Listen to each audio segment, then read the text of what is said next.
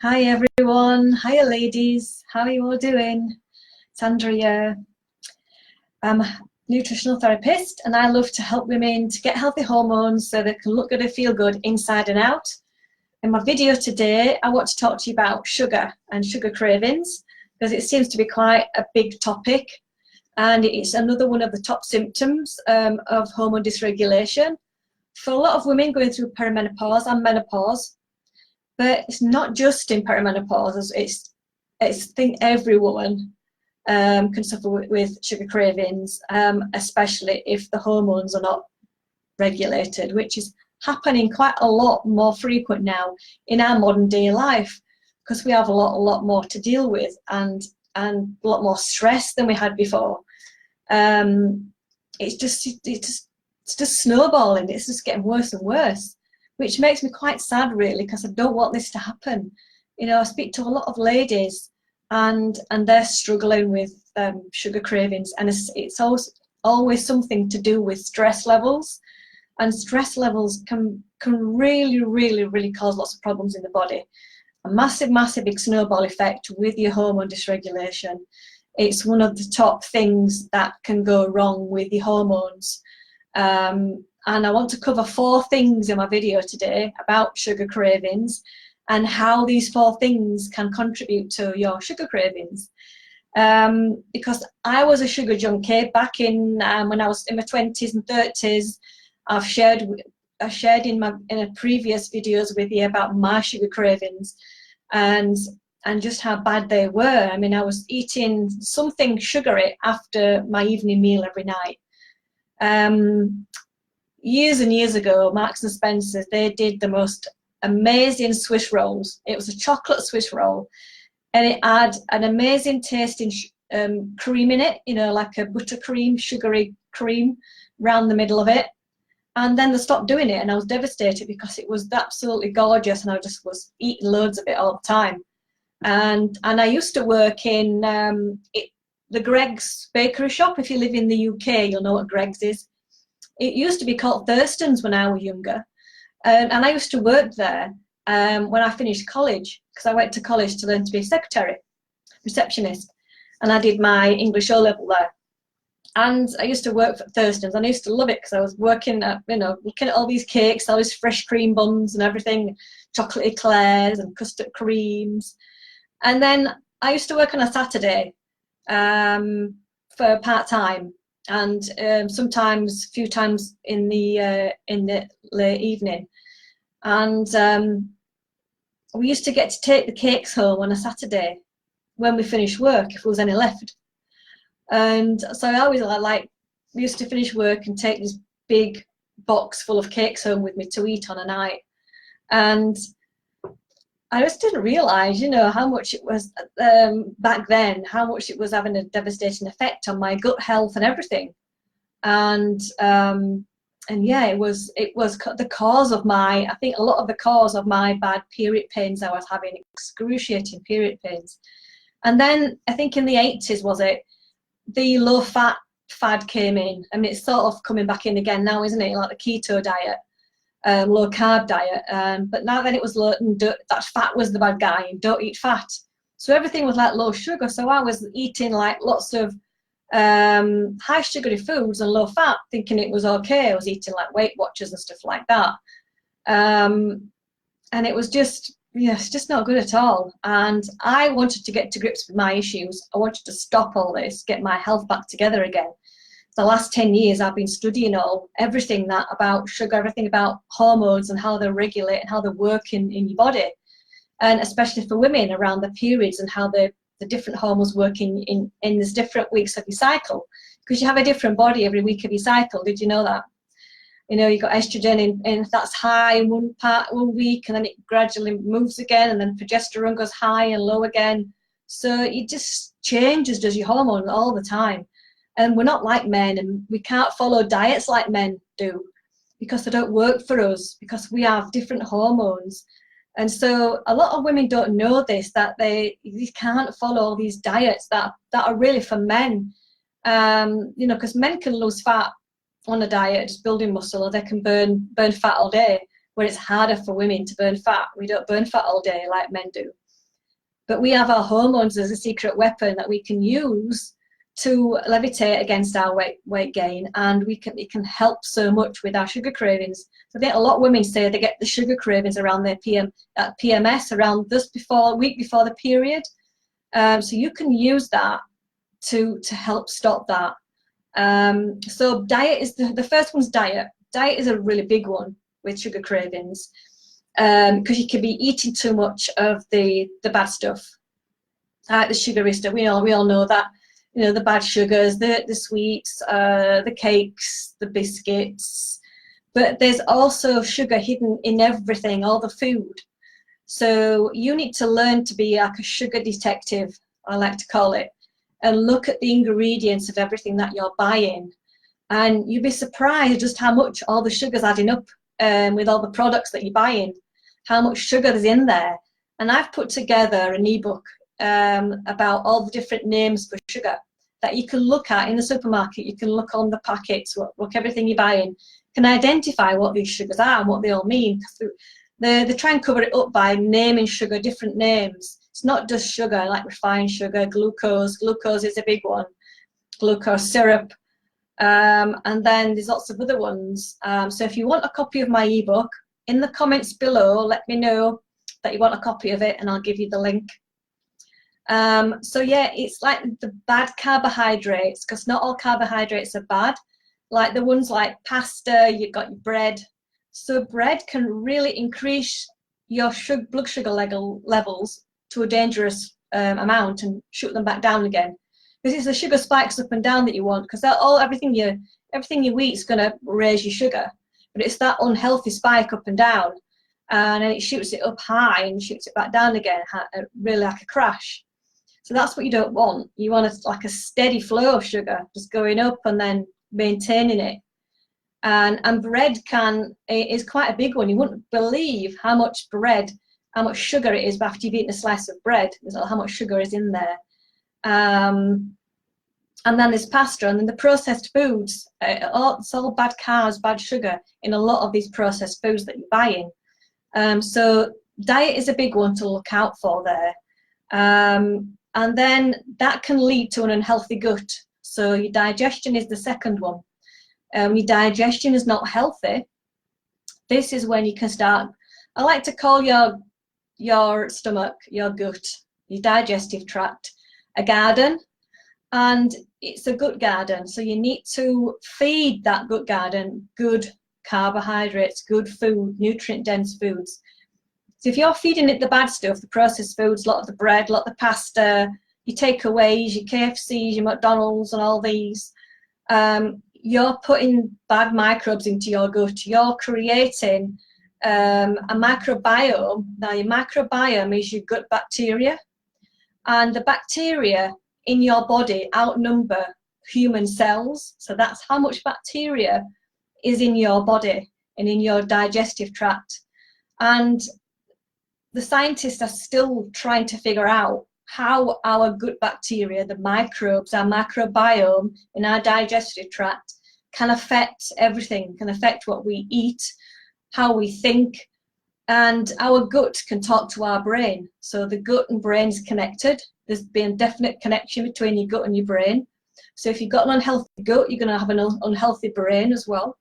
And it can affect your risks of dementia as you get older as well, because your brain cells can die, and the extreme amount of sugar in that you consume. This is what frightened me the most. This is why I wanted to stop sugar completely.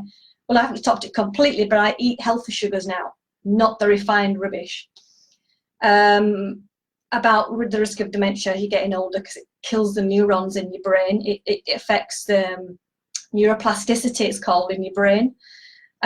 So if your microbes are not healthy, they're going to tell your brain to eat unhealthy food.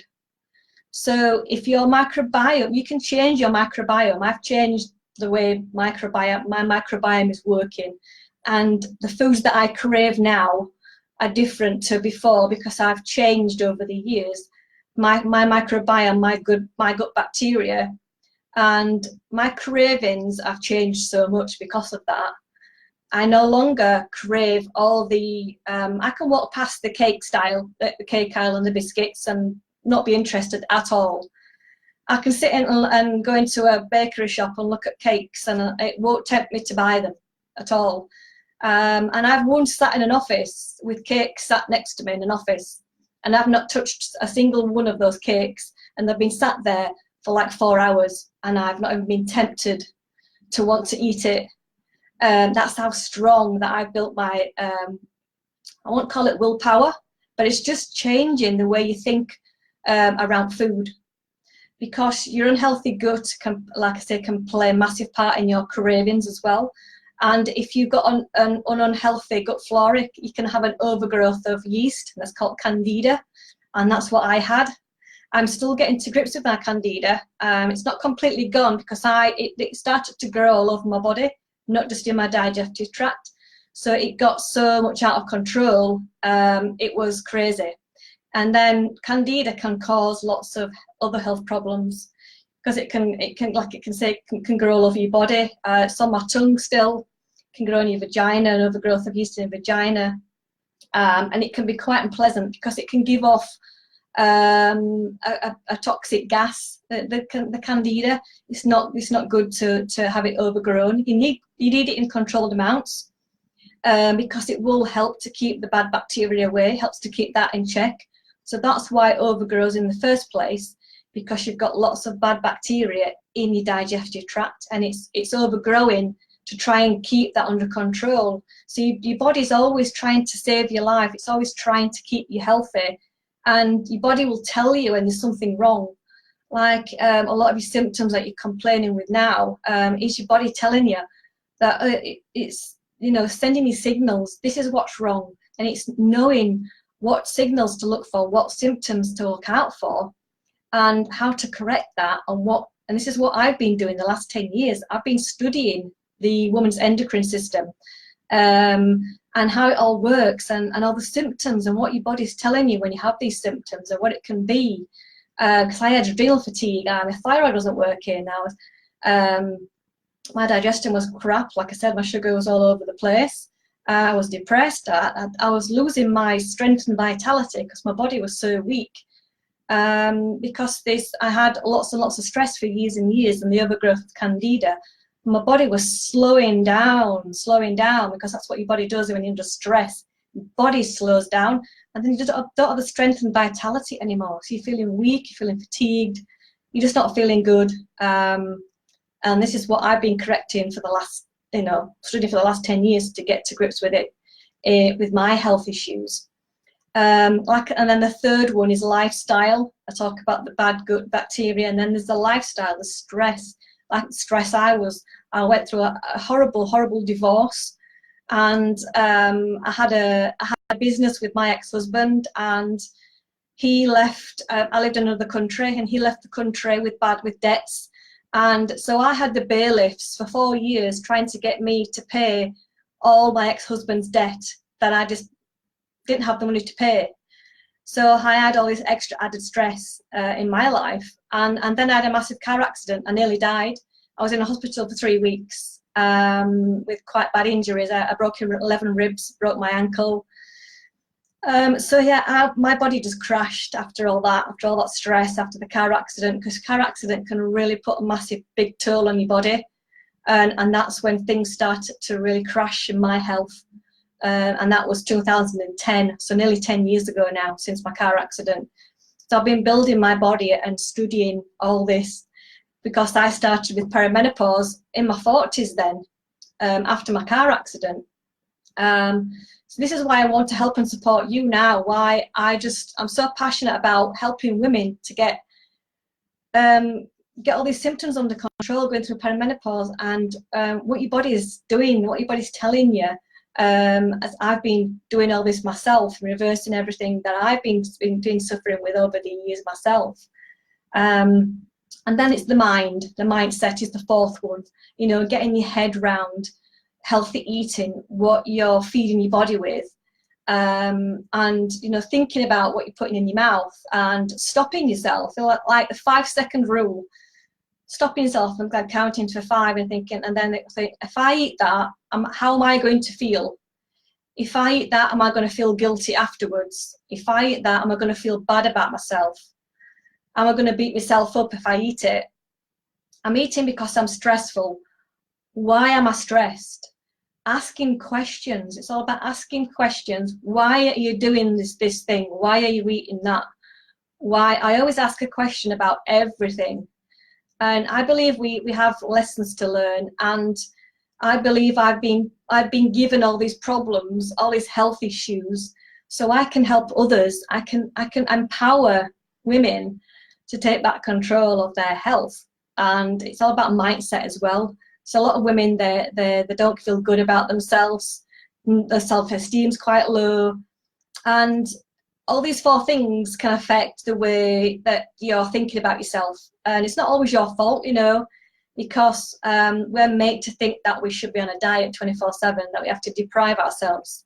And we have to nurture, we have to look after everybody else, because women are natural nurturers. But we have to take a step back and say, look, I matter too. I need my time too. I'm a person. I'm not just here just for you all the time. I have to, you know, create boundaries. You want to create a lifestyle for yourself. Take back your happiness, you know, because you matter at the end of the day. If you weren't there, the members of the family, they would be lost without you if you didn't have that. You're not there to nurture, to look after, to help them with their life. I could go on forever talking about this subject, about, you know, getting your mind in the right place. I've worked on my mindset for the last 10 years myself, because I lost myself completely. I was depressed and I had to find myself again. And perimenopause can bring up a lot of deep-seated anger, a lot of issues, a lot of emotions. And it's knowing that you can have that. It's okay to have that. So it's okay, and to try and deal with it one day at a time. If lots of things start coming up, and you're finding that you're not happy anymore, and you know why, it's come out of nowhere and you don't know why this is happening, and you need to just be kind to yourself and show yourself a lot of love around this time, especially when you're getting a lot of deep-seated emotions coming up, a lot of negative emotions, because some things that you haven't dealt with in your past, if you've been suppressing them, it can all start coming out now. Your hormones are declining. A lot of things can start coming up to the bubbling up to the surface, and can start causing lots of issues as well. And that can set off sugar cravings. That can set off stressful eating, not feeling good about yourself. So this is why I put my hormone reset together, covering your diet, your mindset, your exercise, and your mindset, because your exercise plays a massive part in it as well. And setting your day off right, you know, getting up, and how you think about starting your day and what you do at the start of that day, and being more present, you know, thinking about this day. Am I happy this day? Is everything okay? And if you're thinking too much about the past, too much about the future, it can really cause a lot of stress and anxiety. So it's all about learning about getting to grips with that, and I can help and support you with that if you do my hormone reset. I've started this month already, but you can start. I'm opening it up again, the registration for the hormone reset, in August for the next one, and I'm doing it every month, where I jump on a call together and we talk about your issues and how I can guide you through the course, regarding your issues and what you need to work on. It's a 4-week course, and then I can just set you off on the right footing. And then you can ask me any questions that you want during the 4 weeks. And then that gives you the tools that you need to just change your life, change the way you view yourself. Just your whole attitude towards yourself, around food, around your life. You don't have to put up with lots of symptoms. If you're just getting through the day with no energy, or you're not thinking straight, you're not really concentrating, and not thinking that you can totally get that energy back, you can feel good again, because you can, because I did it, and I want to teach you how to do it. So I'm going to put the link below where you can fill an application form in, and I can let you know when registration is going to open again. So I don't think there's anybody around to say hello, but if you want a copy of my my sugar ebook, let me know in the comments and I'll give you the link to that. And I'll also put the link to sign up to my next hormone reset. you can look to see what it's all about. So thanks for watching today, and I'll see you again in another video. So take care. See you later.